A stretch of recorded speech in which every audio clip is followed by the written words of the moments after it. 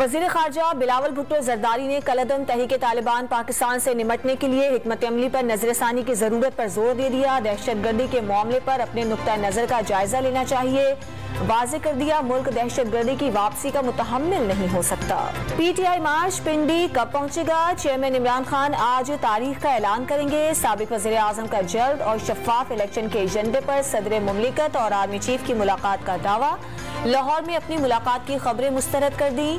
Army act में मुजवजा हुकूमती तरमीम अदालत ले जाने का ऐलान।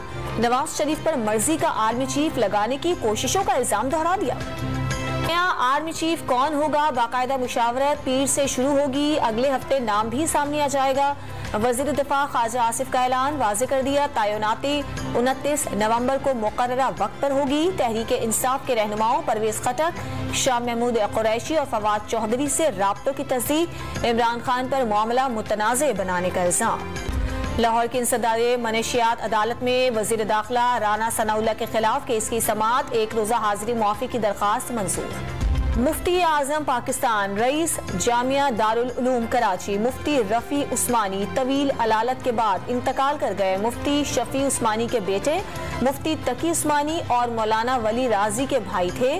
86 बरस की उम्र पाई। नमाज जनाजा कल सुबह 9 बजे जामिया दारुल उलूम कराची में अदा की जाएगी। वज़ीर तालीम सिंध ने महकमा कॉलेज एजुकेशन में 1500 इंटर्नीस भर्ती करने की हिदायत कर दी। कॉलेज में 7 माह के लिए इंटर्नशिप दी जाएगी। दिफाई हथियारों की नुमाइश आइडियाज 2022 में made in Pakistan bomb proof बख्तरबंद और दीगर अस्करी गाड़ियां भी मुतारिफ। गैर मुल्की कंपनियों की खुसूसी दिलचस्पी, ऑर्डर्स भी दे दिए।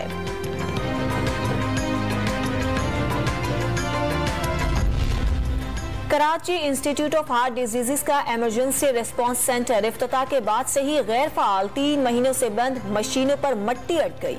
और आज़रबाईजान का इसराइल में सिफारत खाना खोलने का फैसला। पार्लियामेंट ने मंजूरी दे दी। इसराइली वज़ीर आज़म का खैर मकदम। आज़रबाईजान को अहम शराकतदार करार दे दिया।